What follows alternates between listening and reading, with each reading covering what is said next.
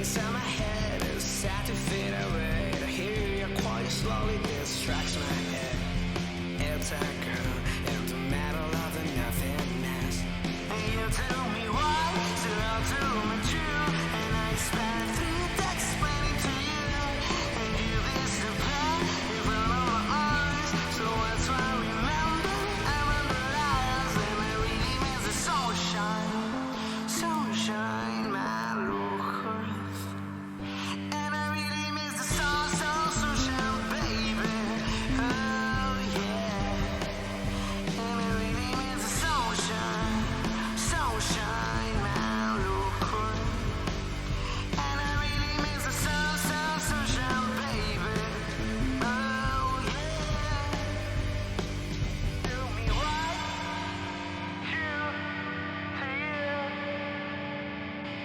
you tell me why, so I'll tell the truth. And I spent 3 days explaining with you. And you disappear in front of my eyes. So that's why I remember I'm alive. You tell me why, so I'll tell the truth. And I spent 3 days explaining with you. And you disappear.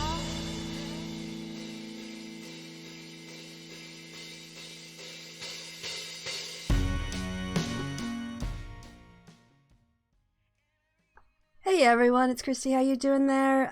Yeah, let me just turn the sound all the way down. Hello, happy Sunday. How are you guys doing? Hope your weekend is going super well so far. I'm awake. I have coffee in my mocha mug. And yeah, other than that, that's as far as I've gotten today. So let me just check in a little bit here with the chat. Oh yeah, you guys can't see that window because I'm sharing my face to you and not yourself. So hello everyone, hello. Let me go ahead and switch that screen. Is that the screen I want? Not really. Is that this? Oh, I see. I've got it on right. I've got to swap which screens I have. I have a dual screen action thing going on here, and for the happy hour I have it on one setting, and for my show I have it on the other setting. So before I can show, well, I mean, it's not a big deal. It would just look really ugly as I drag windows back and forth across the window, across my screens, I should say. Okay, we're getting closer now. I just need one with a picture of me in it. Yay! All right. That's better. Now you guys can see yourself and the screen and me as well. No, it's not technical difficulties. It's just last minute planning. I kind of decided I needed to have one more cup of coffee. More than I needed to organize my show. Like, I can do that live. That's fine. It's not like, people turn up expecting me to have some sort of level of professionalism. Yeah, so today what we're going to be looking at, or we're going to be talking about, is Tucker. Well, I thought we could do a PU Prager video, because that's like our Sunday fare. It's like we get together and hate watch PragerU. But I also reviewed, I think it was the Friday night Tucker Carlson show, which would have been, I think the 11th of October. And sometimes what you can find on YouTube is, let's say we call it free, like liberated versions of these shows, of Fox News shows and MSNBC. They're not supposed to technically be on here because they have copyright on them. But I'm going to be doing mine in terms of fair use. So yes, I can already see this is something that the channels do. Is I don't know whether they put these like 2-second clips out here to sort of bait the algorithm, maybe. But if I do that and then I go to long, more than 20 minutes. The 13th, Mark Levine, no, it doesn't look like the 11th is still available. I should have downloaded it, but it's okay. I have it on a Twitter. I have a summary of it on my Twitter feeds. Anyway, it was the most ridiculous show I've ever watched in my entire life. I don't generally go over to Fox News to see what's going on because I think it's a waste of time. And you made the joke. I thought, hey, I'm way ahead of you guys with the jokes. Sorry, I was just looking at the comments in my thing. What? Get to my main page, stupid. Where's my profile? Oh, God, it's impossible to navigate. Can you just take me to my profile page so I can... Thank you, Twitter.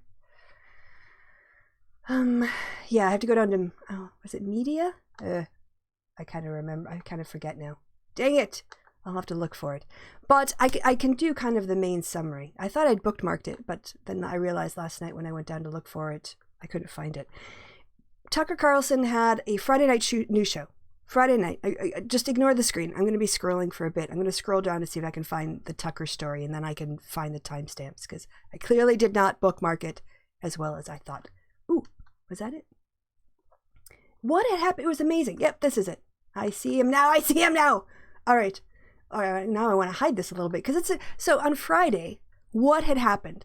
Right, the president lost 5 different court cases. Like 5 different judges on the same day came out against him on trying to discriminate against people who might one day or have ever used public assistance in getting a permanent residency permit. That was chucked out. His desire to transfer money, repurpose money to build a wall was chucked out. There was another thing. Oh, his taxes. He lost on his claim that he shouldn't turn over his taxes to Congress. That got chucked out. It was a crazy day. All right, and that was just on the legal front. Then there was Giuliani being announced that he was part of a criminal investigation.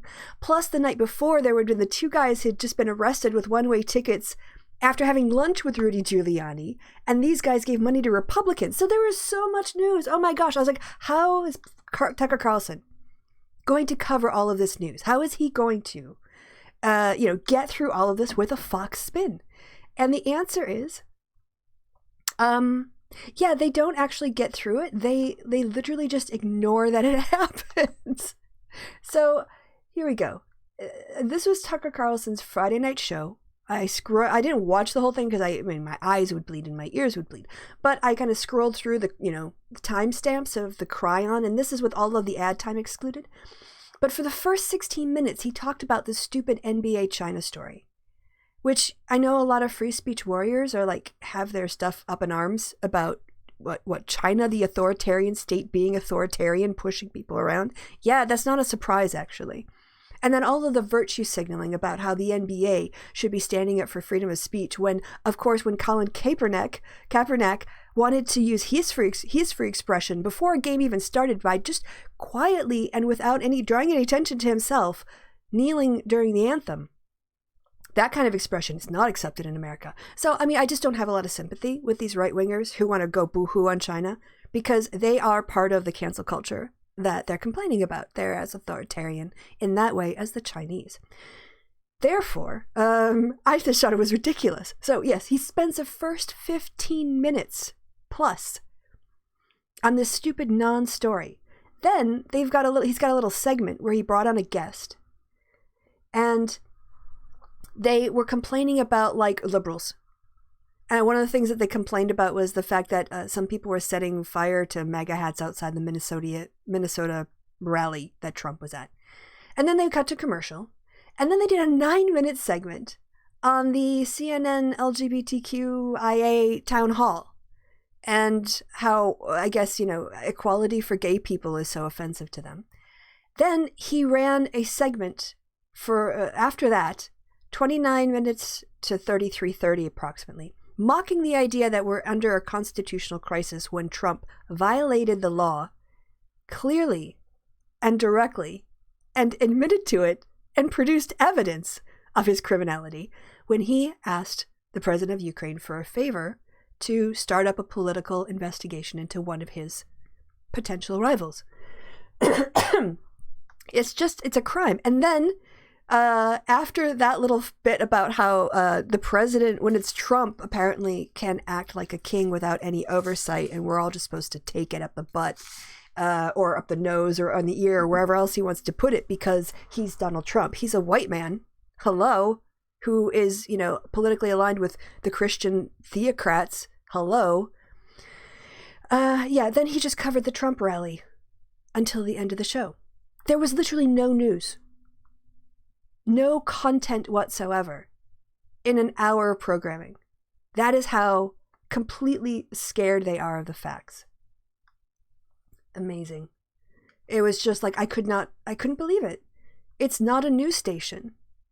It's really not. It is a corporate-funded, anti-democratic, pro-authoritarian propaganda outfit. That's all they do, is spew propaganda that will destroy our Constitution. They are going to claim the mantle of freedom of speech and free expression, all the while cultivating a discourse that justifies the elimination of other people's civil rights. This is modern fascism. This is 21st century fascism. It looks like Tucker Carlson. It looks like Donald Trump. It looks like Rupert Murdoch. This is it. This is our challenge. And because they're hiding as part of the media, they're not the media any more than Andy Ngo or Tim Pool are media. Tucker Carlson is not media. He is a propagandist. And his aim is to undermine our Constitution. It's to have one set of standards for rich white men like Trump and another for everybody else, because they aren't really Republicans, small r Republicans, and they're not really Democrats, small d Democrats. They don't believe that political legitimacy comes from the will of the people, all of whom should be considered equal in their treatment and under the law. They think their God gave them a special magic wand that they keep in their pants. And their skin color and that magic wand combined with all their wealth means that they get to run things. And you people like you and me, we don't get to question their superior judgment. I don't know. I just despair that 40% of Americans, and let's face it, this is a problem with white America.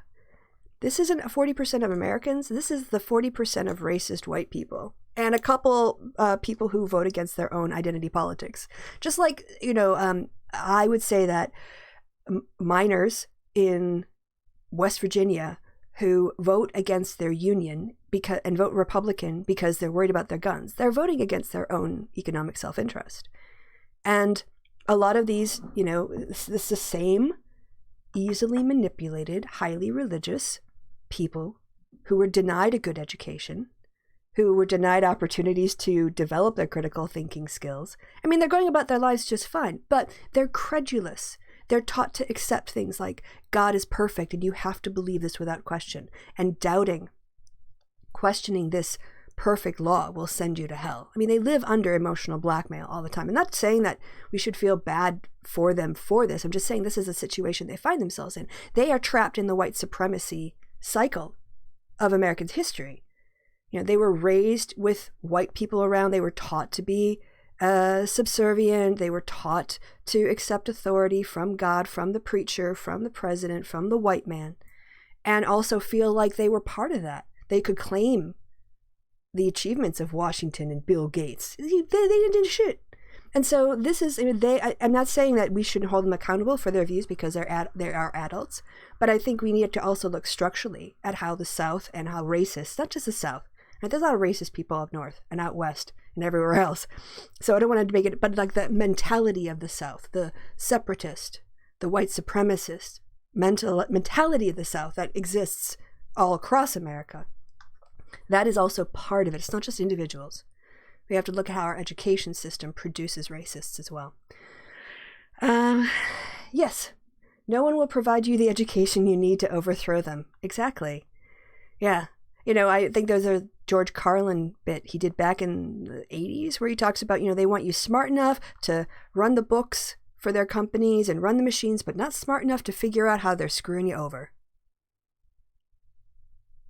Yeah. And there's a lot of, look at myself. It took me a PhD in my mid-40s and spending a lot of time on woke Twitter. Getting yelled at on woke Twitter, but that didn't have anything to do with it. Being on woke Twitter is just about getting yelled at because people want to check you all the time. But, being exposed to a whole bunch of different ideas.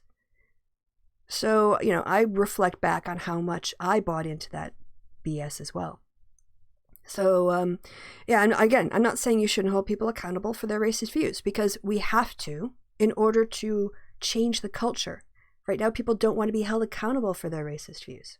They want to put the onus of that back onto a person of color, or their bigotry onto the gay community or the trans community. It's not my fault that I find your civil rights threatening and I want to deny you, business in the public market space. Ooh, you just, you make me feel uncomfortable. So I'm just going to destroy your life and ruin the quality of your life so I don't have to feel a little discomfort. That is such a white Christian privilege. Anyway, where was I going with this? I don't know. I'm going to check the chat, see what you guys have to say. So chat, we try not to hold the fact that I'm Gen X against you. No, nobody remembers I'm Gen X. That's it. Like, Gen X has disappeared. Can you guys see that when I just do that? Did you see me move that over the screen? I don't really know how this works when it's not on studio mode. So I'll just refresh that in case. Okay. Not everyone who's I hope not everyone who's Gen Xer is bad. Actually, if you look at it, Gen Xers tend to vote closer to millennials than boomers. So don't be, we're like the middle way. Don't be pissing on the Gen Xers. We are like the silent generation because the boomers are screaming at the millennials and the millennials are screaming at the boomers. And we're just watching them both going, oh man, I don't want to get involved in this. All right, so what do you guys have to say in the chat? Not much so far, it looks like. Good morning, good morning, good morning, good morning. Hold on, I'm now talking away from my mic, so let me move my mic over here. Fucker Carlson, yeah. It is kind of fun to watch them just to see them squirm, like watching Mike Pence squirm, trying to avoid answering whether he knew anything about the Biden thing while it was going on, I should say, in the White House, or any of the Republicans who are being asked. They just, ooh, they're awful. I remember Charlie Brooker once saying Tucker Carlson has eyes transplanted from a particularly inexpressive rat. The British have the best insults. I'm sorry, they do. They just win the most ripping, break you down to your core and then leave you naked in like a Natalie Imbruglia song. Just leave you lying naked on the floor. Giuliani was supposed to be fleeing after those guys? Oh, that would be interesting. I'm sorry, Twiggy Hippie, that your internet is acting up. And maybe drop down the stream quality to 144p. If you go in your settings in the little gear icon, you would be able to maybe drop your the P or PP, I don't know how they list it, but it could be 1080 or 720. Just drop it down to 144. You won't see me, but at least it'll be a clear stream. Like listening to Mob Boss Bully, Shop Owner. Yeah, what? Okay, then we're to the Gen X stuff. All right. Yeah, I mean, if we want to look at it, we can say like U.S. voting by cohort. Oh, I'm using my so guys, it's kind of I have to do a swap in. It's because it's all right. I have a German keyboard, but I think is it? Oh, I gotta turn my language is English, but my keyboard is German, so I have to turn to spell correctly. That would help me out because on a German keyboard, the Z, as they say in the UK, Z, and the Y are swapped in the positions. So if I try to type by, I end up typing buzz if I don't have the keyboard set up right. Right, voting by cohort.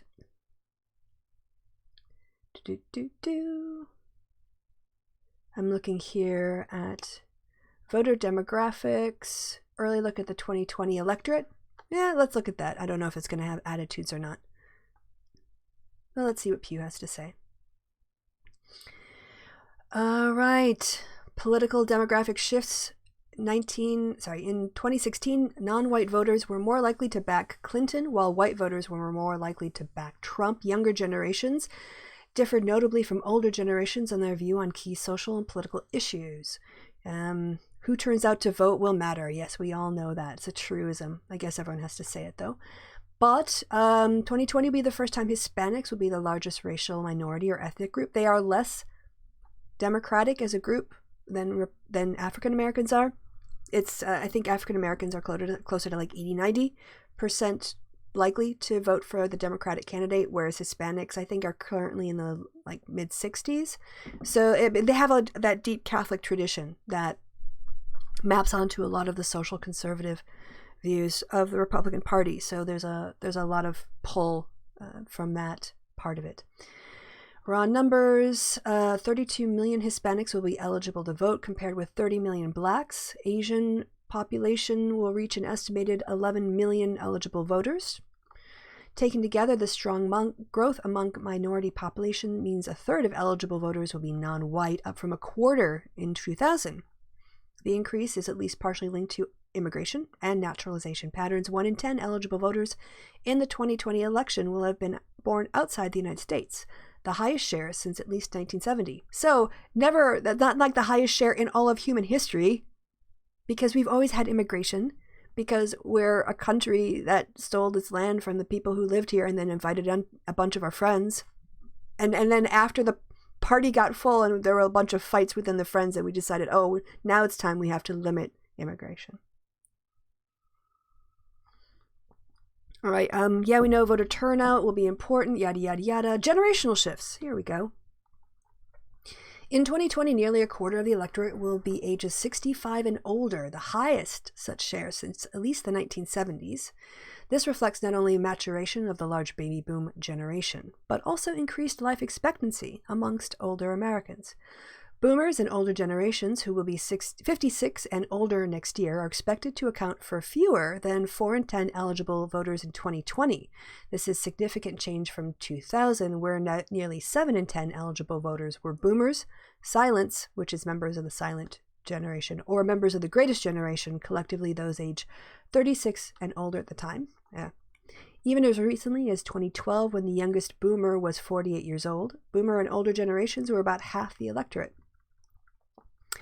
The next presidential election will also mark the first time that millennials, who will be ages 24 to 39 in 2020, will account for a slightly smaller share of the electorate than they represented in the last presidential election. This raw numbers of millennials eligible to vote is increasing due to foreign-born millennials naturalizing to become citizens. But the millennial share of the electorate has peaked, as they are not growing as fast as the electorate overall. Meanwhile, the leading edge of Generation Z, people aged 18 to 23 in 2020, is projected to comprise 1 in 10 eligible voters, up from just 4% in 2016, when the vast majority were too young to cast ballots. These post-millennials are on a track to be more racially and ethnically diverse than their predecessors. Yeah, so do we have any attitudinal changes? No, just rates. So there we go. That, we've got the Gen Xers here, and yeah. So we've got a lot of change, but that doesn't tell you anything about the attitudes. Sorry, guys. But I hope you learned something. Let's see, instead of do voting by cohort, let's do attitudes.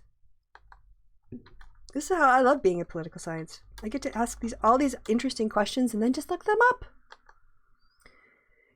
Transformation of U.S. gender role attitudes. Ooh, that looks kind of interesting.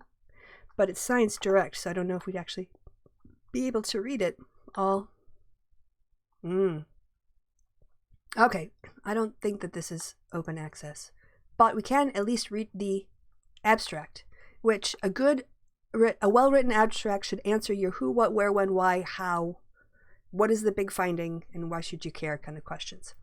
Growing support for gender equality and a shift toward a less restrictive view of gender roles suggest a significant transformation of U.S. public opinion during the second half of the 20th century.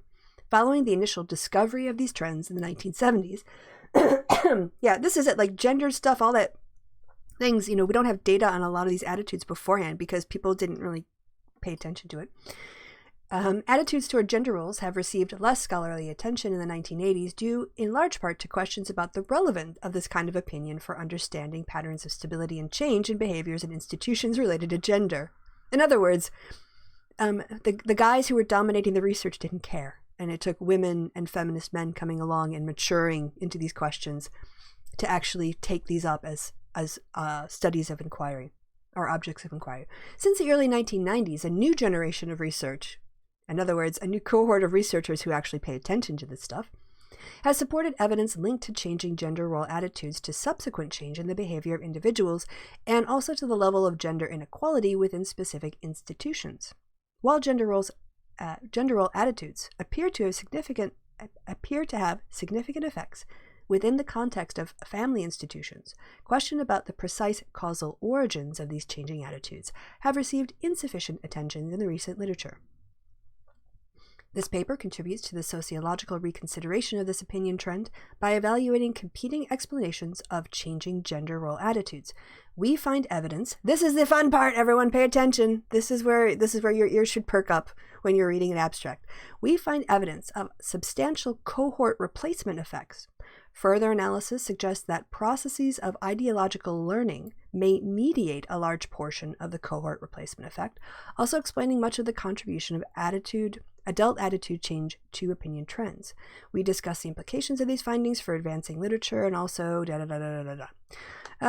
not very exciting. Sorry, I think we'd actually have to look at the paper to understand what they specifically mean by these replacement theory things and also which specific attitudes. So I've just wasted your time. I'm sorry, everyone. I thought I was being helpful. But yeah, behind a paywall, free the science, guys. Anything funded by public money should be free. I really do believe that. If it's paid for by the taxpayer, if it was funded by publicly supported research, or dollars or pounds or euros, then at some point all of that should be free. Oh, you guys, yeah, every day's a school day when you come to my channel. Even if it's just being a smartass about things. All right, well, that went fast. I guess we've been doing this for a half hour. All right, let's, I don't know if I'm going to do the full 2 hours. I'm feeling a little bit, this week. I don't know, I guess I'll do a little humble brag. I think I should have this up here. I spent this week, I am becoming such a massive, director and executive producer. I'm also learning all about the lighting work and the grip work. And I'm also, there's the happy hour thing. I don't know. Oh, here it is. Yeah. I wanted to show you guys what a boss I am. I am going to brag about this because it took me a lot of work. So first of all, I spent time, how you should say, I have an Udemy account and I bought 3 courses on video production and talking heads videos and all kinds of stuff. Hold on. No, this way. There we go. Now we're centered. Because I have to make educational videos for work on what a data archive is, how they process their data, how they keep their data, and how they preserve their data for future use. Which meant I had to come up with, meet with the experts, identify the scope of their content of their video, then give them another job, work up a PowerPoint presentation of what you want to cover, and then I had to scout a location, and then I had to organize the lighting, and I had to organize the recording, and I had to organize the filming, and I had to organize the physical structure. So what I wanted to, lighting is a tricky thing to get right, and here's the thing, my video had probably too much light the first time. I think I overlit it. I think I need to be a bit braver about the shadows, but it was also the first one. So I just want to point out, if you guys can see here. All right, so these lights, I think you guys have heard me talking about my LED lights. These are LED strip lights, just loose. Inside of, I bought a plant hanger, like a silver plant hangery kind of thing, and then I just taped, because the backing wouldn't stick to the silver zinc whatever, and I was a little bit worried about running electrical strips on top of metal. I just felt like maybe I should just duct tape these lights into the inside, double sticky tape sort of situation. So instead of making a permanent light fixture, I kind of just made a temporary light fixture and jammed them all in, so the light was, some of it was coming to the front, some of it was coming to the back. It was bouncing all over the interior, which was shiny, so it was being reflected and I wasn't losing any light. And then over that, I put these crepe paper as diffusion. So that was my main key light, and then I took the same strip lighting, and I made it into a fill light. And then this was supposed to be a rim light, but it's, as you guys can see, it's way, way, way, way too bright. That was probably where I really went wrong. And then the idea here was I wanted to offset the background from the person in front of it. And when I had this little LED light that I got from IKEA, and the shape of it was just so clear. It looked like a spotlight on the floor. It was just too much. So we put a diffuser on that. However, I think because of this light over here, it was so bright it overshadowed. It took away any of the darkness to make this effect more pronounced. So I got a little bit of like a hint of light on the person's shoulder, but I think I learned a lot from it. So these lights, like I said, handmade, MacGyver, I'm a boss, and these are my PVC lights. I actually went to Bauhaus and got, I don't know how many meters. It was almost as tall as me, so I'm 5 feet tall. Whatever, 3 meters? I don't know what that is. 1 meter? I'm probably not 3 meters tall. I'm probably I don't know, metric. It escapes me. But I bought my own handsaw, and I cut these into sections. I used a T-joint to build the base on these two, here and here, and then set up a hanging unit and hung up my lighting. So, yeah, this is you guys don't care. This to me is really important. This is important stuff. And then when we were all set up, this was what the setup looked like. That's my assistant, Paula. She's my boom operator. So she's trying to, we're not actually filming here. It's obviously a setup for the camera. But otherwise, she was sort of, resting the boom mic and sticking it in close to Jonas's face as humanly possible. So, yeah, there we are. And it was a lot of fun. So that was why when 3 meters is like 10 feet. Yeah, I am so nuts. 3 meters. I was like, I heard a story about the French Revolution when all of the aristocracy were fleeing from France and trying to escape because they were going to get their heads chopped off by the rabble. And some guy came in, he was an aristocrat on the run. And he went into an inn along the route as they were leaving France, and he ordered an omelette. And the barkeep asked him how many eggs he would like in his omelet, and he went, 12? The barkeep was like, this guy has never had to make anything for himself ever. He is clearly not one of us. And he reported him and the guy got arrested. So I don't know if that actually really happened, but yeah, if you don't know what a measurement is, just don't say. Don't even take a guess. Right. Should we dunk a little bit on Prager? I guess what might make a lot of sense, given that it's 30 minutes in, is if we were to take a little break. I don't actually need too much of a warm-up on my coffee, but if we go now, it's probably going to go for like another hour. So I would rather have a break now and stretch my legs so I can sit rather than wanting to rush at the end of the show, because I've been sat here for an hour and 10 minutes with my legs all tucked up like that. So 12 eggs in an omelet is proper, not for one person. Holy cow, man. How are you eating 12 eggs? I can barely eat 3 eggs in an omelet, let alone 12. All right, so let's go back to some of that sunshine, my whatever it says. And I will refresh my coffee. I will stretch my legs. We will come back in 5 minutes or so and continue on with a bit of dunking on PU. So until then, guys, I'll see ya in a bit. And let me turn the music back up. Ooh, good timing. Oh, I feel like a morning DJ. And here with our next song is Yellow Cotton. Thousands of people, friends, regardless elections ahead. It's only been lonely, I feel so lonely. I decide to run, the grace on my head is sad to fade away. To hear you quiet slowly distracts my head. It's a girl in the middle of the nothingness. And you tell me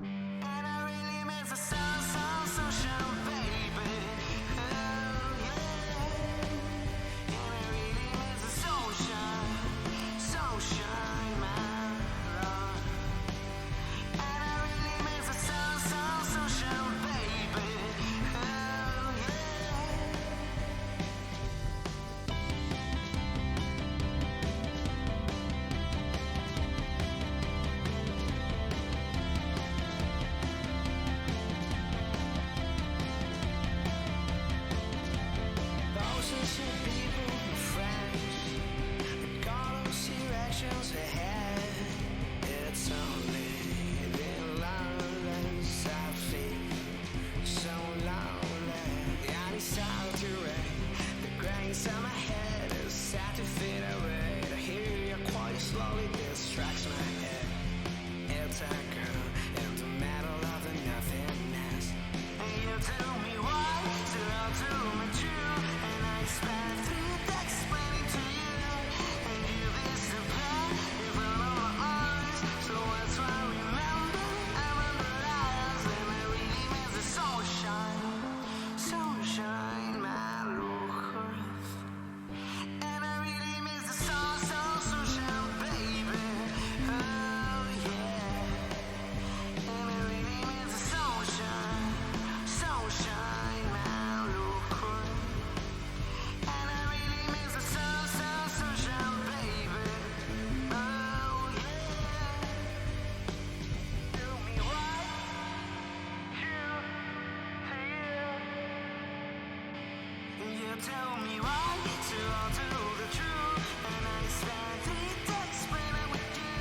And you disappear in front of my eyes. So that's why I remember I'm alive. You tell me why, so I'll do the truth. And I spent 3 days explaining with you. And you disappear. And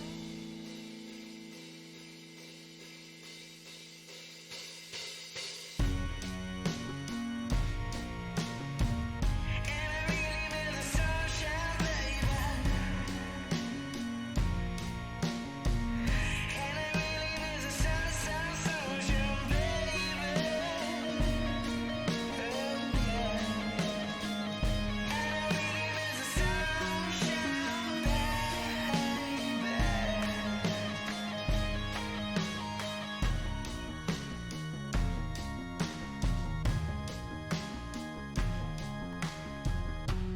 Yeah, that was Yellow Cop with Sunshine Baby. Welcome back to KMW Radio, FM 690, where you get your morning BS. Hey guys, I'm back! Yay, trans rights are human rights. Yeah. Yep. Exactly. How was your break, you guys? I just love coffee. I love coffee. It's so, like, it pleases me in so many ways. It's the taste. And then also, like, it's warm and cozy. So tactile-wise, as long as it doesn't burn your mouth, it's perfect. And Americans, you probably won't know this unless you have your own espresso maker. But, hold on. I need to consume my joy before I can talk anymore. And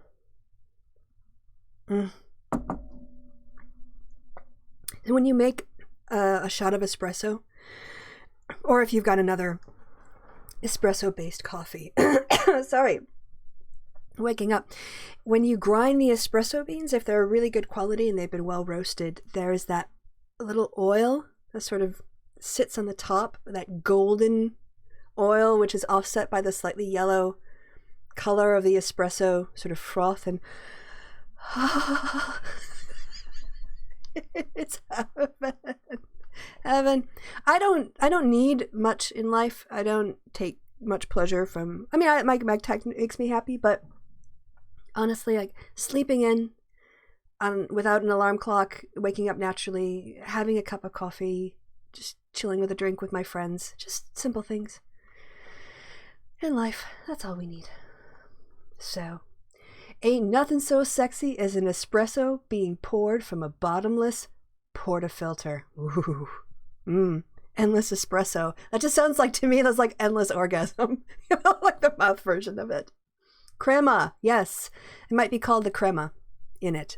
I did briefly work at, well, not briefly, I worked for a while at a coffee place, but when it came to, because I was like a weekend person and a nights person, whenever it got super busy, they would put the professional baristas on the machines to keep up with all of the drinks and everything. So I only watched from the outside. Have a double espresso. Jeez, what do you want to do? Not be able to walk without shaking? All right, let's get over to PU. I promised you some Prager dunking. But I am completely open to what we do. So if you guys want to have, I wish there was a way to do like a poll on here. but we'll do a poll. I'll give you guys a little bit of lead time. I think that they've got, oh yeah, the whole small business one. The guy who is blaming health and safety regulations for his inability to make profits, not the international capitalist system that allows companies an unfair advantage by paying people under the value of their labor in foreign countries to make a bigger profit. No, that's not the problem. The problem isn't the system. The problem is the government trying to stop you from making foods that kill people. That's the problem. We are going to do Fat America. We could do, what's Fat America though? Is that a PragerU video? You guys, I don't remember stuff. Like, I have a lot of things that go through my brain. So if you remember something I don't, you are my external memory drive. And you have to remind me what it is. So is there a 250? Can you be more specific? And do you remember the name or do you have a link? I might have said something in the last show, like we're going to do this one this week and this one next week. And it's gone out of my head now because that was like a week ago. So I'm waiting on you, 250. Tell me what to do. The government made you fat. All right, let's look that up. That sounds like a Prager video. Everything is the government's fault. Especially when it comes to trying to make people, oh yeah! Look at a Cassiopeia with the basic, what's it like photographic memory. Excellent. Now I don't think I've got my desktop audio turned on yet, so let me adjust that. Make sure you guys can hear the... invariably, it's a man who's going to be speaking on these. They only sort of bring in women tactically. When it's like a woman's issue or something where men want to hide behind a skirt. Oh, look at this woman. She thinks the same thing I do. Here, now her mouth is moving. Look. Rah, rah, rah, rah. Yep, yeah, 250, thank you. I'm sorry that I got there ahead of you, but we got to the same place. So thank you for the link. All right, let me do a sound check with you guys and see if that is blowing you out of the water or if it's just right, like in a Goldilocks sense. Here's a riddle. That looks about right to me. Ever since the government began telling us what to eat, we've gotten fatter okay. and sicker. Do you guys know the phrase spurious correlation? It's kind of a technically... Oh, sorry. I'm just going to fix my bangs so they look a little bit cuter. I always fix it like the mirrored effect. Oh, there we go. All right. Get that out of my face. All right. Let's look up the phrase spurious correlation. It might be important. Spurious correlation. I'm going to tell you why Americans got fat. And that's because we moved to like a corn-based... we started eating a lot more processed flour, a lot of more processed foods like breakfast cereals and breads and stuff. And that's the link. But a spurious correlation. Let's just start with that. Yeah, look, a Cassiopeia nerd. Nerd! You totally called out this website. Oh, I guess I should also put on the... okay, I didn't put on the Prager guy. Sorry. But I need to do two things at once here. No, that's not the one we want. There's the one we want. Sorry. Okay, so we did our sound test. I'm going to have to go back because you guys couldn't see that. So we'll go back and start again, but we'll check this out first. Is there an about? Okay, I guess you have to know what it is. So let me find a definition of spurious correlation first. Okay, a spurious relationship. Hey, Jeff, well, dunking on Tucker wasn't too hard because he basically just did ridiculousness. You can go back to the start of the show and watch that for the first 30 minutes where we expose his ridiculousness. But in statistics, a spurious relationship or a spurious correlation is a mathematical relationship in which two or more events or things that variables are associated. In other words, they go up or down in the same time period, but they're not causally related, either due to coincidence or perhaps the presence of a third, unseen factor, such as the common response variable, the confounding variable, or a lurking variable. Here's a great example of a spurious correlation. Ice cream sales and murder rates in, let's say, the city of New York tend to rise and fall in similar patterns. Does that mean that eating ice cream causes people to murder each other, or vice versa? That eating ice cream killing people drives ice cream sales? No. What happens is that, back in the point is, in the summer months, when it gets hotter and people are more frustrated and irritated and agitated because of heat waves, you get more friction, more conflict, and a higher likelihood of something escalating. That's also hot weather is when you would eat ice cream because it's hot. But ice cream consumption and murder rates, even if they do go up and down in the summer months and down in the autumn months together, that doesn't, just because some things go up and down at the same time, that doesn't mean they're causally related. It's a really, really important thing to remember when they try to create these spurious relationships, because what I'm gonna guess they're gonna leave out is like the role of the agricultural industry, the food industry, with a D maybe, even industry. I hate typing in public.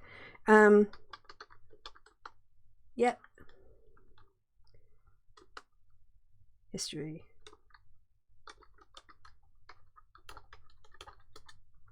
My understanding, heavily processed foods caused overeating and weight gain. Yeah, this is what I'm talking about. My suspicion, based on the science I've read, is that when you eat ultra-processed foods, which is what we started to put into our diets in the 1960s and 70s, which is also the same time period where they developed the healthy food charts and all this stuff. The cereal industry, Kellogg's, all those people were dumping all of these highly processed foods into the market, and they keep for a long time, and they're relatively cheap, and they have a lot of advantages, but they got tons of calories, and people started to get fatter. It has nothing to do with the role of the government. It has to do with the kinds of food we're putting into our body, and those two things happened at the same time. Mass production of baby boomer cereals and overprocessed foods, and the development of the idea of a healthy diet. So people eating ultra-processed foods ate more calories and gained more weight than when they ate a minimally processed diet, according to results from the National Institutes of Health study. The difference occurred even though meals provided to the volunteers in both the ultra-processed and minimally processed diets had the same number of calories and macronutrients. The results were published in Cell Metabolism, a journal I am sure of which PragerU has never heard. Now, it was a small-scale study of 20 adults, volunteers apparently, conducted at the NIH's Institute of Diabetes and Digestive and Kidney Diseases. Here we go. The system considers foods ultra-processed, right? If they have ingredients predominantly found in industrial food manufacturing, such as hydrogenated oils, high fructose corn syrup, flavoring agents, and emulsifiers. Again, all of this stuff started to be processed and put into our foods in the 1950s and 60s and 70s. Yada, yada, yada. Anything else? Okay, so important to know. Important scientific background. So with the knowledge of spurious correlations, and with the knowledge, I'm not a health nutritionist, but I read enough to know enough, I've been exposed to this stuff and it sticks in my head. So let's say we know ultra-processed foods encourage you to eat more calories and more food. Those were introduced into our diets in the 1950s and 60s with mass production of cereals and stuff for the baby boomer generation. And that, and PragerU doesn't understand science. So, you guys see me okay? Do you need me to move myself a little bit more out of the way? Should I stick me here? Is that... I don't know if that... Does that change anything for you? Oh, you don't want that. All right. We are good to go? We are good to go. Also linked to an increase in sedentary jobs, to be honest. Yeah, that's right. There's another thing that happened is we got away from manufacturing. There's a growth in service industry, but that also includes, the growth in office jobs, computer-based jobs where people are sat for longer periods of time. Yes. But no, it's the government. The government made you put food in your mouth. All right, let's mock the idiocy of PragerU and just see if spurious correlations and a misattribution of causal factors when it comes to caloric intake are to be found in the video. I haven't watched this yet, so I don't know. Here's a riddle. How is it that ever since the government began telling us what to eat, we've gotten fatter and sicker? Can we just also say the government's told us what to eat? No. The government doesn't tell us what to eat. It has government nutrition recommendations, right? Let's say U.S.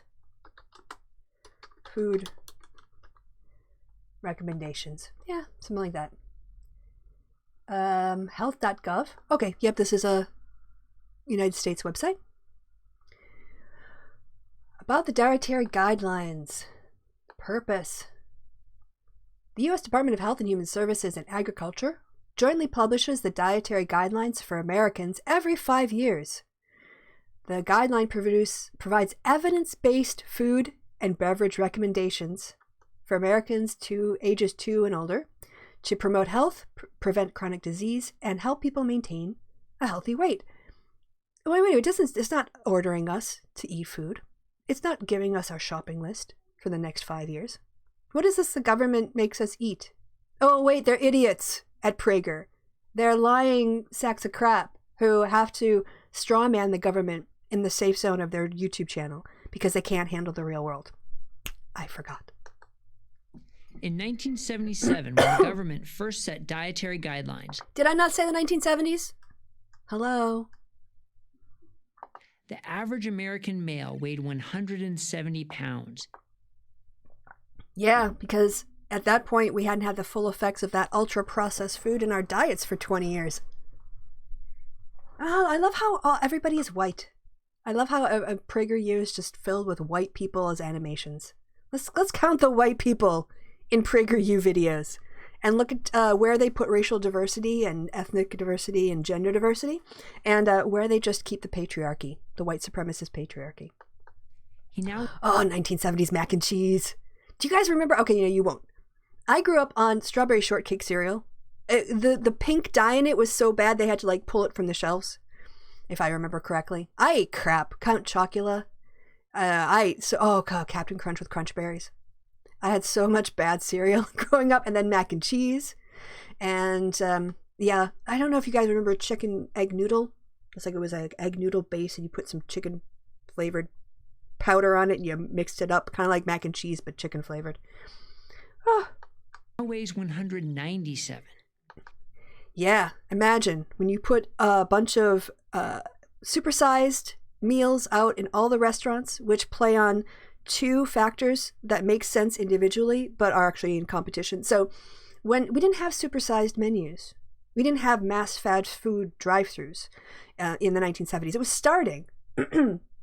But it was, not as easy or as common to get that kind of food everywhere as it is today. And with the supersized meals, of course, they say, okay, here's more food for an extra 25 cents. So they increase the amount of food you're consuming. So you're like, okay, I'll pay 25 cents more and I'll get all this much more food. It's in terms of economics, the amount of food you get is much greater than the 25 cents. So it looks like it's a good deal to upsize your drink, upsize your fries. But then you've now paid for this extra food that you initially didn't want, and you feel like, well, I paid for it, so I have to eat it. I paid for it, I have to drink it. And then you end up taking in an extra 500 or 700 calories between your French fries and your drink that you hadn't originally planned. And you do that again and again and again, and it adds up. So there are actual examples, there are answers to these questions. Prager will want to escape the government because they're fascists. They want to undermine our democratic rights so they can replace us with a totalitarian system ruled by somebody like Trump. And they demonize the government to get there. It's not any better for women, 145 to 170. And you don't need an academic study to know the same thing is happening to kids. Just look around. Right, because, we've got more sedentary lifestyles, we've got cable TV, we've got video games, we've got tablets, we've got, people move less now as a result of technology. It has nothing to do with the government telling you what to eat.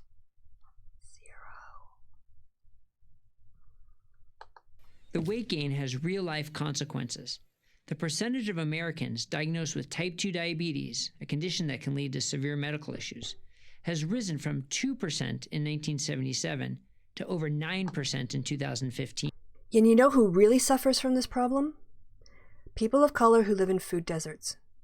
Do you know what a food desert is? In hard numbers, Let's look at what a food desert is. This is actually a really important issue when you want to understand how people balance their economic income with yes. We only want one trip to the desert. I said food desert, but I meant desert. One trip to the desert, you want double desserts. All right. An urban area in which it's difficult to buy affordable or good quality fresh food. People always ask, do food deserts really exist? This is like some rural ass idiot who lives in the middle of nowhere. But yes, do food deserts matter? Do they even exist? The Washington Post. Let's have a look. I can tell you they exist. Gina Colata highlights 2 recent studies that call into question the concepts of a food desert. Neither could find it. The research, she added 2 studies among the largest to challenge how we understand healthy eating, but they're certainly not the first. A body of research stretches back a decade, right to around the time the word food desert entered into the public health lexicon, and taken together, it challenges a lot of our assumption about the role geography plays in healthy eating, or whether it plays a food result at all. So basically the concept is, and I think this is a thing that does happen. I can see it in U.S. cities, but more so than I think in European cities. But the idea here is that people who live in urban areas, especially poor urban areas, they don't have the ability, they can't afford a car to like drive out to a superstore somewhere and park their car and go load up on groceries and then drive home. So they're limited to the shops that they can use within walking distance or within public transportation. And those urban shops are less likely to carry an extensive array of fresh foods because of their turnover. And so people are tracked into eating more tinned foods, more processed foods, more long life type of foods. And let's see. Is there a way I can get to the bottom of this? Because there's a lot of individual comments. All right, so this one said that the food deserts might not exist. I've seen other ones that say they do exist, and I think for especially, it might be, maybe food deserts don't exist for everyone, but for some people, they definitely do. Here we go. No car, no supermarket store within a mile. You can see where the percentage of people who have that problem live. So a food desert is defined as a lack of fresh fruits and vegetables and other healthful whole foods, usually found in impoverished areas. This is largely due to a lack of not just grocery stores, but like grocery stores that carry a wide array of food, or where farmers markets are held, or other healthy food providers. All right, so that's just a little note on food deserts. I've seen enough information to know that they do affect people's lives, and you can go, oh, well, they don't exist for this group, possibly. But for people on a limited income, yeah, you better believe, I mean, if you're a student, you know what it's like. Or if you've ever been a student. Or if you have people in your life who are students now. They're the kinds of people who like stock up on bread and ramen noodles and really, really cheap peanut butter and just make peanut butter sandwiches, and that's what they live on. You get calories that way. You don't necessarily get health. That's 5 million people to over 30 million people. Yeah. So you have to ask yourself, why aren't people getting better access to healthier foods, and why don't they have the time? This is the other thing. Why don't they have the time to make the food? Making food is a really big job. And so if you are a single mom who's putting in 40 a week, plus you go home and you're a full-time mom, and then on weekends you clean, or at night you clean and you keep the kids' laundry going and make sure that they have everything they need, you might not have time to then, get up and cut a whole bunch of fresh vegetables and make everything from scratch. You may be like, you know what? I'm getting a frozen pizza. We'll have carrots on the side. This is another factor that they're not mentioning here. So, how did this happen? It all started innocently enough in the 1950s when President Dwight Eisenhower had a heart attack while... People today have diabetes because President Eisenhower had a heart attack. No.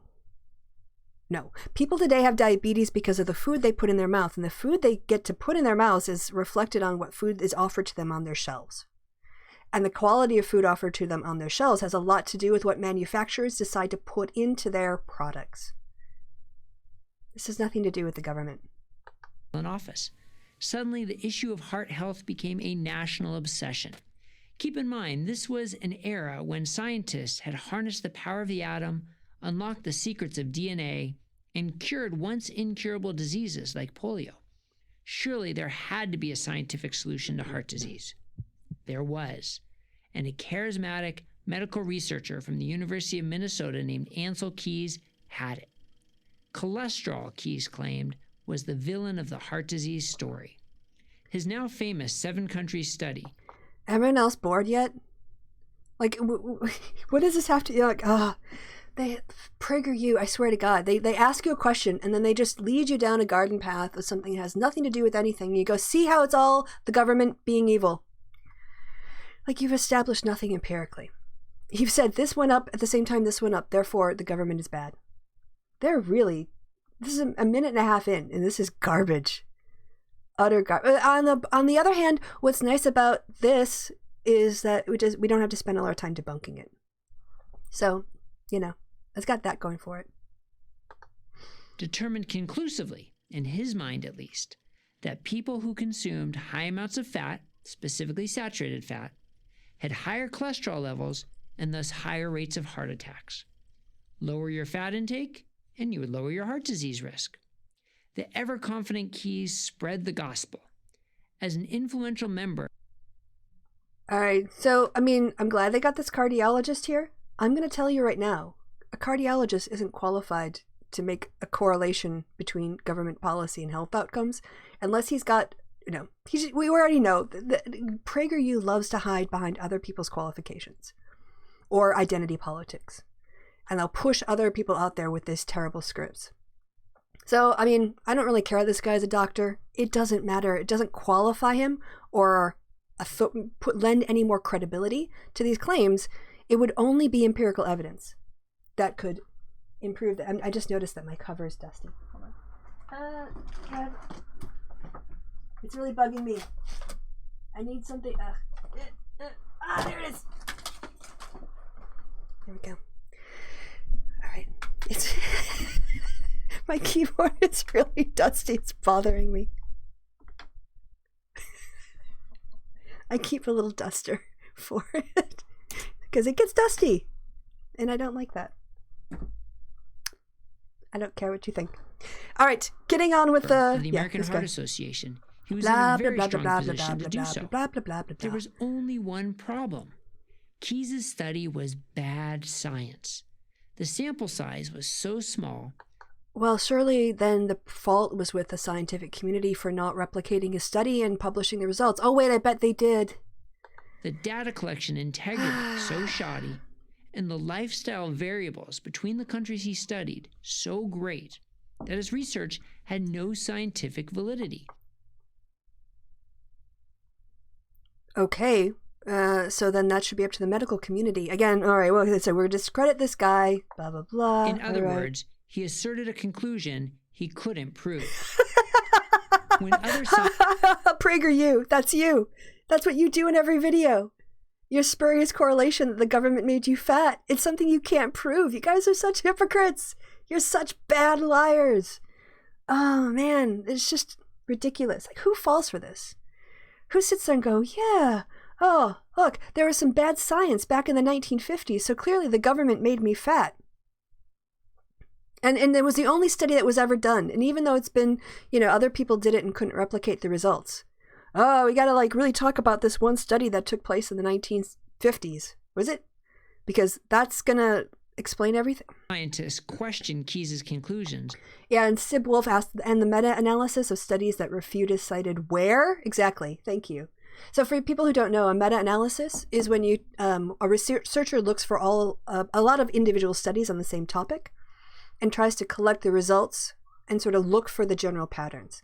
So if there was a critique of this initial plan, which there should be, that's the scientific... Here's the other thing too. The scientific method includes trying to replicate things in order to see if you can have the same effects, find the same effects. And if you can't, then the scientific community has to go, okay, well, there's something going on here. Either your study was an outlier, or you made a mistake, Or there's something that you picked up on in your sample that we're not picking up on our sample. That's the scientific process. So when other scientists questioned, they were invariably met with stern responses like, again, no citation. What was this about no evidence for your claims? The whole point of the scientific method is that you test a theory, again, in new conditions, or you replicate it to make sure that the causal effect... He can't quote anyone here because this is a lie.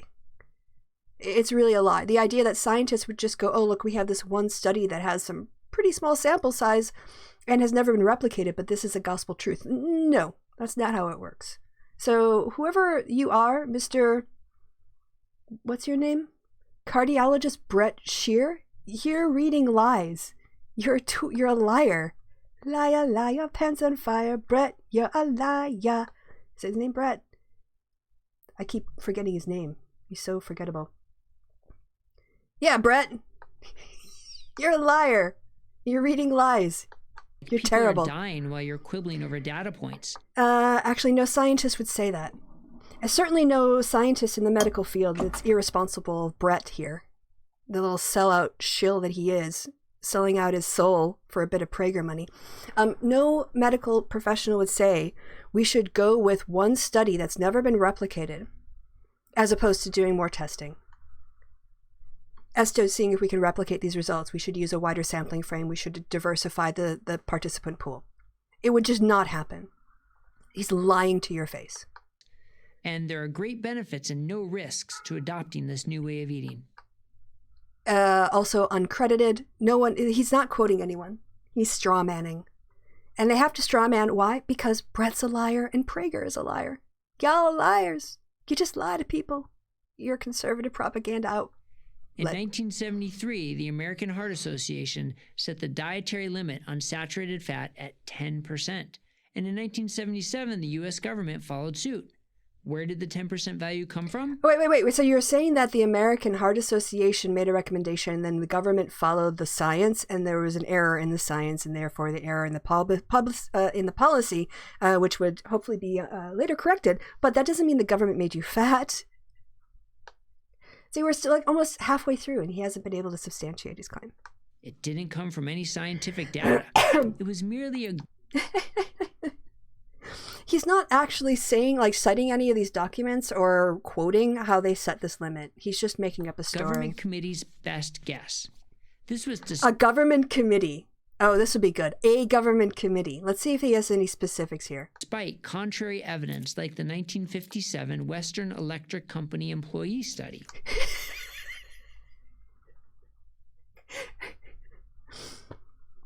Oh, God. Some random government committee that he can't name didn't look at a study of employees conducted. Like, it's not, oh, God. All right. I'm just, it's hard to, what bullshit did you miss, DN fan? All of the bullshit. It's a PragerU video. So, of course, it's just bullshit from start to finish. Why didn't the government look at this one study over here that happens, that we know now with 50 years of retroactive knowledge, was much better than the original study? Well, maybe because it was just like a little study nobody had heard of. But PragerU are terrible. They're really awful. Showing no difference in heart attacks in those who ate more or less saturated fat. Well, it was a 1957 study, and you probably need longitudinal studies to do that kind of research over. You couldn't just do a one-off one. A longer-term study of the same Western Electric subjects in 1981 reached the same conclusion. Yeah, 30 years later. Imagine that. They didn't have that information in 1957, you idiot. But again, or in 1977. No one wanted to hear it. No one wanted to hear it. What a lie. Who are the no ones? You have any evidence of the no ones wanting to hear it? No, of course you don't. To make this all easier to understand and to spread the message to schools, the food pyramid was created. This is great. It's an unnamed government conspiracy based on science that apparently the scientific community itself both did question, didn't provide any extra, counterfactuals for, and did provide counterfactuals for. But the real enemy was the food pyramid. There you go. All of it is a lie made up by people who think that they know stuff because they have PhDs and they read things. But what PragerU wants to tell you is that you don't have to listen to any of those experts because, listen to them instead. Because they'll tell you what you want to hear.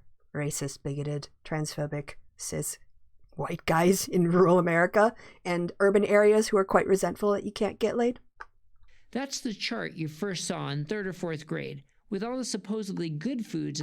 Cassiopeia makes a good point. The study on the employees of one company must surely have a small sample size and definitely not be representative, especially yes, exactly. And if you're looking at people, the company employees from a power company in the 1950s and 1970s, you think they had an equal number of men and women and people from with African descent and European descent and Asian descent, so they could look at different patterns from like a different class, different health backgrounds, all that kind of stuff. Oh, no. At the bottom, meaning eat a lot of those, and the bad foods at the top. Eat those ones sparingly. So what's at the, look, sugar and fat is at the top.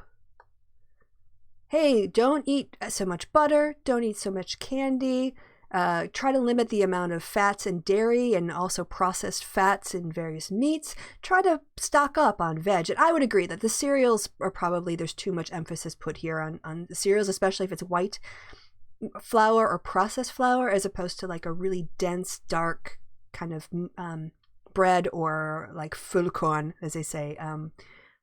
Brown whole wheat pasta, right? At the top. Eat those ones sparingly. What our kids are fed in school, what our military troops are fed on bases, what sick people are fed in hospitals, what crops we plant, and how we raise our cattle are all predicated on this deceptive nutritional concept. No, it's not. Actually, like, I can tell you my grandparents owned a dairy farm before the food pyramid, during the food pyramid, and now after if it's still in fashion or not, I don't know. Well, they actually got out of the dairy business, I guess 15 years ago. But my entire family history comes from family farming, dairy farming. So, no, they weren't making business plans or output plans. It's a reaction to consumption. People consume, producers produce. It's not handed down on high. Again, these are just lies. As Americans ate less saturated fat, margarine instead of butter, processed oils like corn oil instead of olive oil, low-fat milk, low-fat yogurt, and so on, they also started to eat more heart-healthy grains, exactly what the food pyramid and the updated version called My Plate advise you to do. As the consumption of saturated fat decreased by almost 40%, the consumption of refined grains, carbohydrates that convert to sugar in the body, increased substantially. None of this has to do with the government. Is anyone else bored AF at this point? Seriously, this whole thing is how the government is supposed to make you fat, but all it's telling you is about how the food industry makes you fat. That's what they've done. Like, look, here's a food industry putting out all these things like sugar and high carbohydrate foods that convert to sugar in the bodies. Yeah, it's not the capitalists who are trying to make a profit off of giving you crap to keep your kids quiet because you advertise your Captain Crunch with Crunch Berries cereal, which I love, by the way, all over Saturday morning cartoons, and then the kids are in the grocery store screaming for it. No, it's not the companies that are putting the crap out there for people to buy. It's the government for trying to keep people healthy by encouraging them to eat less sugar and dairy. Total intake of calories also began to increase. This happened in no small part because food companies took advantage of the low-fat craze.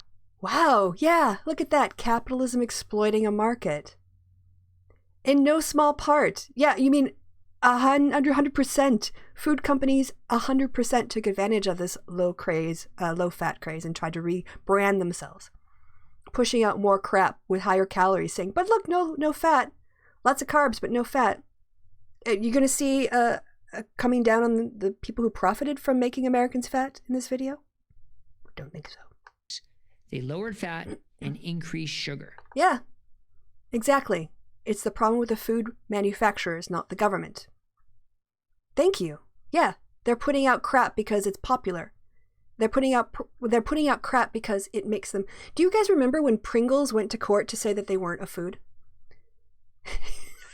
I'm not kidding. I think they tried to get out of taxes Yes. They tried to say that they weren't potatoes. Yeah, Pringles not considered a potato chip. All right, I remember this because this happened when I lived in the UK, shortly after I moved. They actually went to court to say they weren't a food. Pringles, a popular snack found in a tube, are not potato crisps. A high court judge has ruled. I think this was overturned later. The packaging, unnatural shape, and the fact that the potato content in this is less than 50% helped Mr.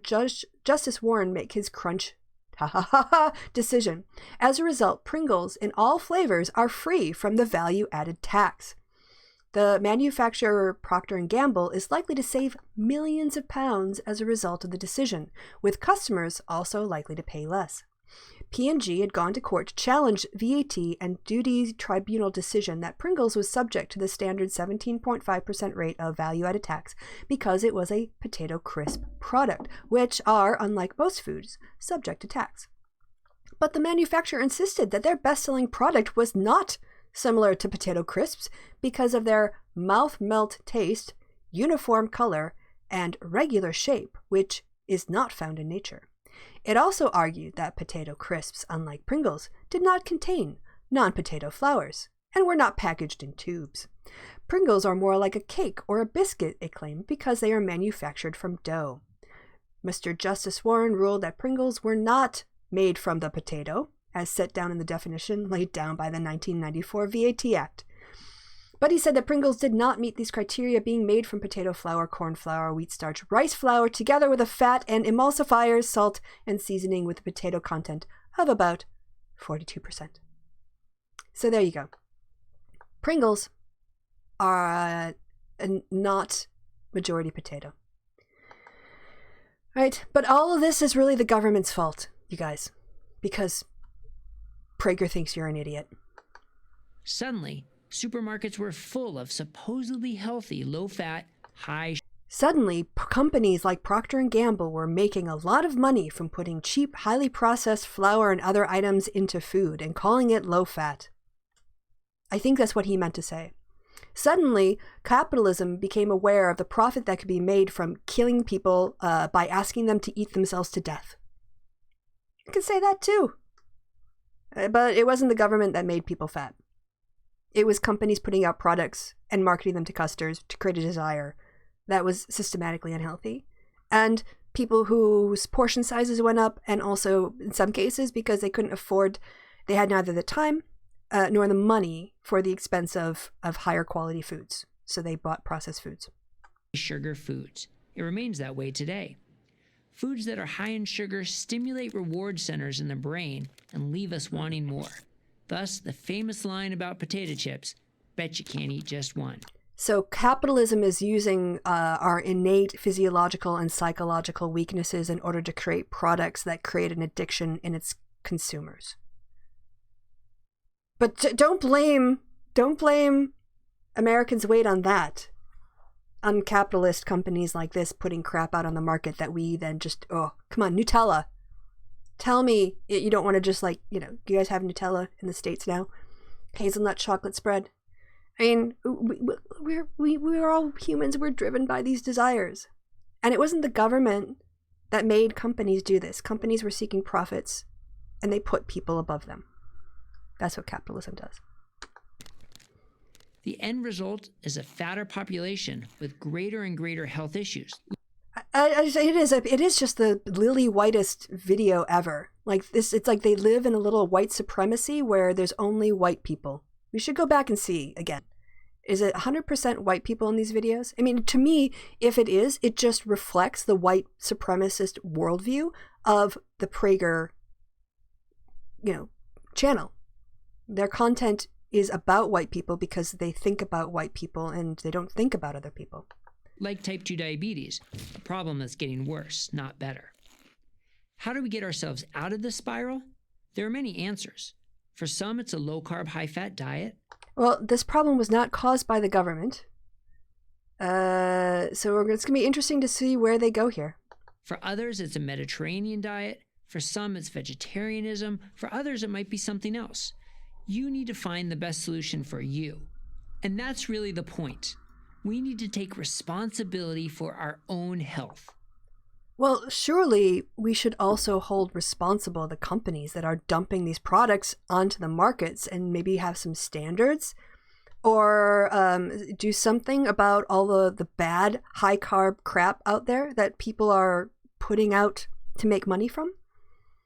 I mean, if you say, oh, it's our responsibility for our own health, most people don't have the framework to know, keep up with this kind of science. So, again, telling people to just fix a problem without giving them the tools and the resources and the support to be successful, it's like how Americans deal with people who they want everyone who comes to the United States to speak English, but they do nothing to actually make it easier. As I said, in terms of Germany, when I got here and I started my German integration course and I went to class every day, there was at least, I'm sure it would still be going on, but some kind of system where if you attended your courses like 80% attendance or 95%, I don't know what the minimum threshold was, you actually got a discount on the whole course. I think that was sponsored by the government because they want to incentivize people to not only learn German, but to go and attend and be good at it and actually integrate, actually get proficient so they have an easier time. And it's not merely about forcing people to speak German. It's about enabling them to speak German so they can, have an easier time in social situations with government, just going about their daily lives. You never see any proposals to spend taxpayer money helping new immigrants or long-term people who've been in the States learn English. You just go, you need to learn English, to people who don't even know where to start. And this seems very much the same. We all need to take responsibility for our own health, but we know that health outcomes are highly, highly, highly correlated with educational attainment and economic, like how much money you make. So people who are better educated and have more money eat better. You can't just tell poor people, be responsible for your health and feel like you've done your job in this case. If the food pyramid has taught us one thing, it's this. Don't rely on the government to take care of you. You're an idiot, Brett. You're an idiot. No, here's the message. Don't rely on corporations to give you food products that will make you healthy. That is a much better lesson, you sellout.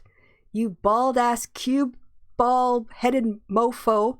You just like soulless shill for a corporation that basically is pushing the kind of capitalist agenda that made everyone fat by not caring about people in the first place and only caring about profits. What a piece of crap you are, Brett. Be ashamed. Be very ashamed. You just sold yourself out, sold your soul and your integrity. For what? White supremacist patriarchy. I'm Dr. Brett Scher. You're a piece of shit. Cardiologist. Hack. Prager University. Yeah. Satan. All right, so let's just go through. Is it all, okay. White people. I'm just going to go through white people, white people, white people, white people, white people. Oh, is that a white hand? It's even a white hand, I think. To over 30 million people. Yep, it's a white hand. How did this happen? I'm just going to mute Brett now. Shut up, Brett. We've heard your bullshit. We don't need it anymore. Ooh, more white. Oh, it's another white man. And a lot of white people in the audience. Just orange, a whole bunch of redheaded and white people in the audience. More white people. Another Aryan. Blue-eyed white guy. Another white guy, of course, because scientists have to be white men. 2 white men. More white men. Another white man in a white supremacist video. A white woman and white kids. More white. There might be a little bit of shade there, but it could just be a tan white kid. More white people. Same old Aryan guy here. Blah blah blah. Oh, more white people. Wow, look at that. You just exist in a world of white people, Prager. It's lily white Aryan land, where white people are the only people that exist. What garbage. You people are garbage. Garbage, PragerU. People named Brett are the worst. I like Brit. Well, he's New Zealand Brit Brit from Flight of the Conchords. But that's not Brett. It's Brit. So. Okay, hold on. Someone else wants me to check about what we notice about women over time. So let's go back to this. I'm going to pop that back up. All right, so you want to go back to the average weight bit at the start and look at what they say about women's weight going up. So that's the white guy getting fat. Oh yeah, nice how they get her stomach out. Did they make the white guy's belly go like that? So when the white guy gets fat, his belly, his shirt covers his belly still. I don't know if this is what you were looking at, but for the woman, for some reason, they have her belly just totally sticking out here. Like she's just, you know, I'm kind of half surprised they didn't pierce it. I'd put a tattoo on her if I'm honest. Oh, it's her hair. Okay, so let's take a look at the, all right, so notice the white guy's hair. I know he gets his mustache shaven off, but his hair here, his hair stays pretty much the same. And now, oh, I see, she's going to become more lesbian, isn't she? She's going to become more butch over time. So her body, her belly sticks out and she becomes a butch lesbian. Is that kind of what you were thinking, Cassiopeia? A lot of artistry. Yeah, a lot of white supremacist artistry goes into the making of these animations. Yes, I'm also surprised that she didn't end up with blue hair and a belly ring by the end of it. Yeah, so, you know, Heil Hitler, Heil Prager, Heil Dennis Prager. That's probably going to be very controversial because he's Jewish. But you know what? It doesn't matter. These little Aryan perfect worlds that he lives in, that's what he's associating with. You know, he's a fundamentalist. He's a fundamentalist in the Jewish camp, but he's a fundamentalist when it comes to white supremacy and patriarchy and cisness, all of the stuff that is about concentrating wealth and power in the hands of elite men who in America are white men. That's the aim. Yeah, he's all about the Judeo-Christian meme.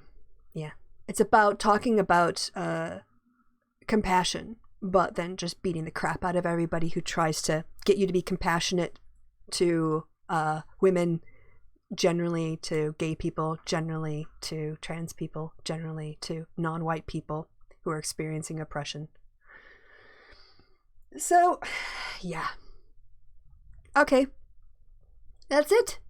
That was garbage. That was terrible. That video was such clickbait. Terrible, horrible clickbait. There was nothing on there to prove the government made you fat. The government didn't hold us all down and just like force feed us tubes of lard. If anything, what made people fat in America were the kinds of products that companies were putting on the shelves for us to buy and then advertising to create a desire in kids, like Captain Crunch cereal, like Cocoa Puffs, like Fruit Loops, like all of those sugar-laden, processed, corn flour-laden products. So it's just, you know, they're so desperate to make the government look terrible that they will literally just make clickbaity videos.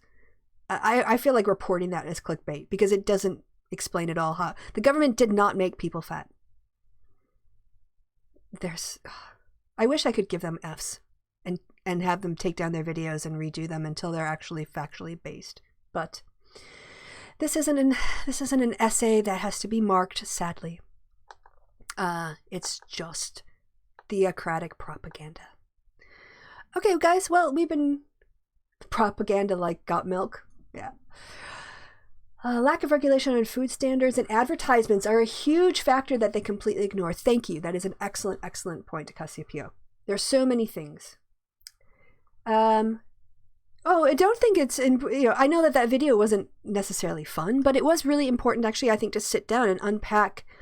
So 250 was like, oh, I could have had a more fun video. I know it was, to be honest, I don't want to have to react to every 30-second claim. So this was a nice, easy video because part of it is factually based. It just completely contradicts their initial claim. So if the thesis is the government made you fat, There's literally nothing in that video that substantiates the point that the government made you fat. The most that they can point to is that the government had the food pyramid, which was information that they put out, but it didn't force anybody to eat that way. It didn't change the kinds of products that were on the shelves. And it didn't in any way impact the kind of like outputs that, companies kept trying to brand. Oh, look, we have low sugar, but high fat. So, no. So I thought it was good. All right. Well, guys, I think we're kind of getting to the end of the show here. I'll doodle around a little bit in case there's any questions you have. Oh, I guess I don't have your screen up. Well, I got the fireplace going there. I'll take this down. Do you guys have any questions? I will hear me video capture device. I think that might be my. Let's see if that's me. Yay! I don't know. Can you see that? I don't know how it fades and changes the scenes. But yeah, if you want to do a little bit of chat before the end, I'll go ahead and look at it now. All right, I'm hoping you can see that. Again, I normally use a studio view, so I don't know when the changes actually come into effect. Peer-reviewed YouTube. Well, it's kind of lazy peer review, but yes. I do blame the government for lack of regulations, to be honest, even it originates from the market. I also think that I think there has been a lot in terms of clearer package marketing.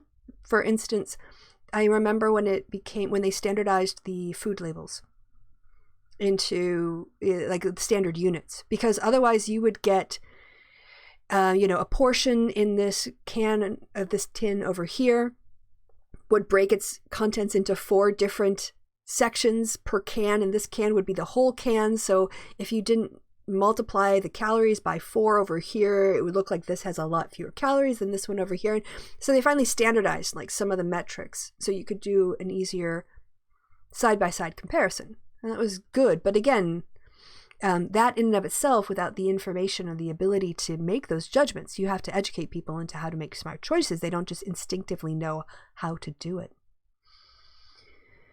The government gave me a big ass. Yeah, government made me dummy thick. Padankadank. My government gave me my padankadank.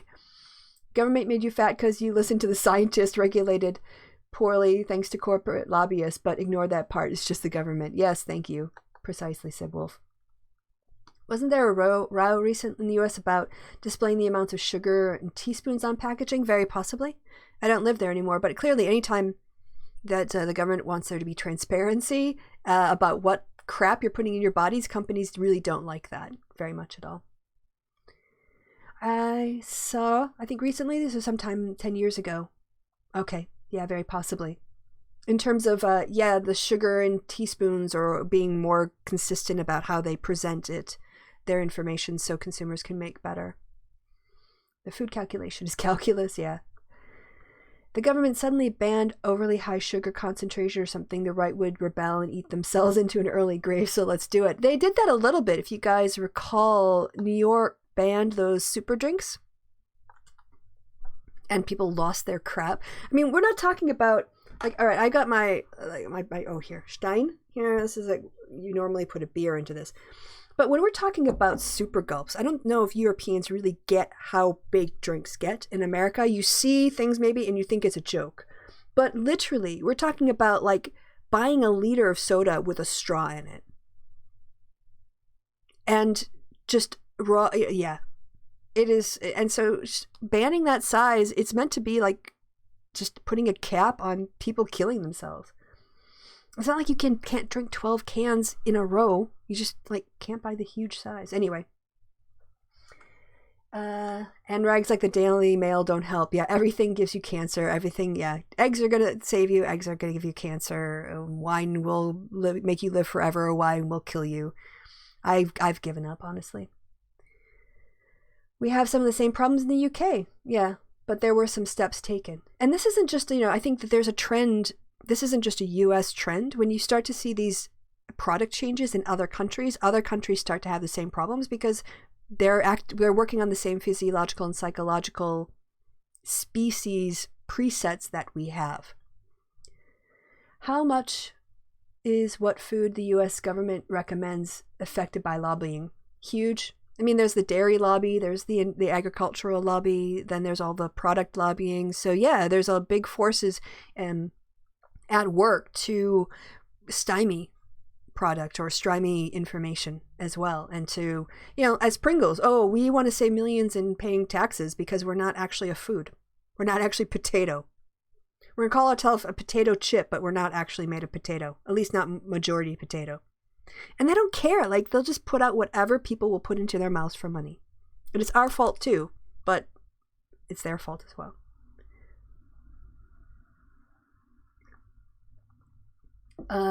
Super drinks is like buying a bottle. Yep. They're bigger than the buckets you take to the beach to make sandcastles. The thing that really triggers me is the straw. I'll have a bucket of Coke, yeah. And a bucket of chicken. Draw my limit at a pint. Yeah, 532 ml. Big gulps are closer to 2 liters. Are you serious?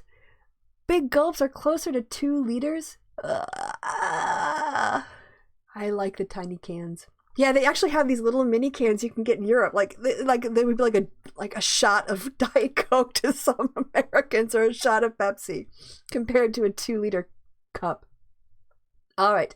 Well, I think we're pretty much, we were all just learning about or reflecting on what we put into our bodies.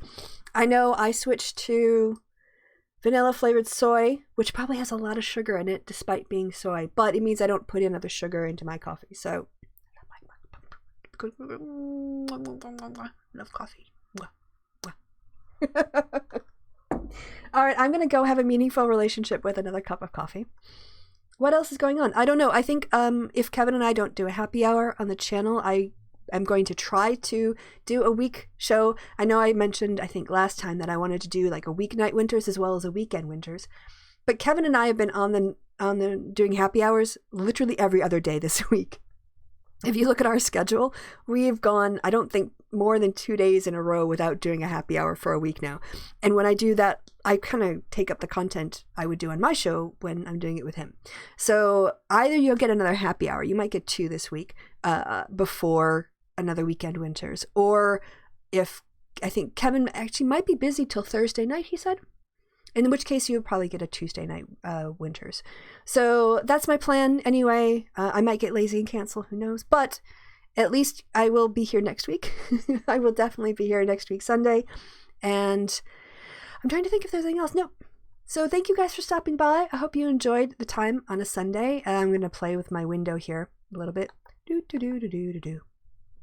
And until next time, you guys. I've been Christy. You have been awesome. Thank you to people in the chat for coming by. Thank you for your snarkiness. Thank you for your comments. Thank you for sharing a cup of coffee with me. Do appreciate your time and your attention. So have a wonderful rest of your Sunday. Enjoy. And I will see you guys again in the within 7 days, definitely. Probably more than that. Oh, I think I just started. I started recording and stopped streaming. I didn't want to do that. Okay, now I've got the right button up. I'll catch you guys later. Have a good day.